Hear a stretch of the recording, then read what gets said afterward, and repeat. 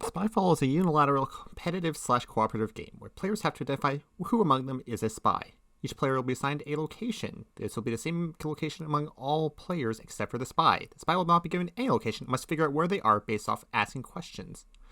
Players will take turns asking questions and answering them. The spy has no idea where they start, so they must bluff or guess in order to answer questions, while analyzing other players' questions and answers in order to figure out a general idea of where they are. The spy wins if they can figure out where they are before the other players figure out that they are the spy. The game ends very quickly and the rounds last about 10 minutes. We picked this game because it was simple and very easy to jump into and didn't take long to finish or explain. It was easy to get players who were completely unfamiliar with the game to easily know how to play within a few minutes. We also like the game as a hidden role/hidden identity game where you have to guess where the other players are. We also like how the game is quick and there's no downtime in it so people don't get bored in the middle of it. And there's a lot of interaction between the players, and everyone is involved asking questions to each other and answering questions to keep the game active. There's a lot of interesting design elements and things to think about and learn from Spyfall. For one thing, that the game is played completely orally and basically just needs a card to determine who is the spy and who isn't.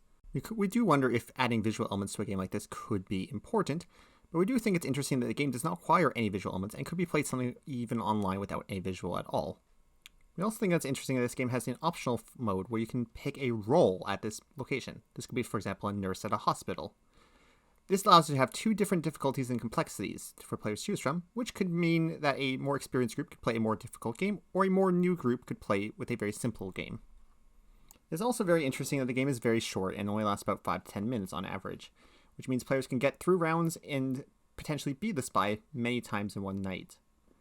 It is also very interesting to balance questions with enough info that people actually know that you know the location, but not too specific that you give away the answer to the spy immediately. We also know that there is an important rule where the spy is allowed to make a guess on a location even after being caught. This allows players to accuse the spy and force the spy to make a guess, but the spy will always be able to get a guess. This prevents any arguments over if the spy called it first or if a person called it first that could potentially appear. We do think that this game appeals to many different players, including people who like the social aspect of games, or people who are looking to solve a mystery of who or where they are, or who is the spy. And the simplest game here can be taught quickly and easily to new players. But it's not boring and it's still fun to play after many rounds.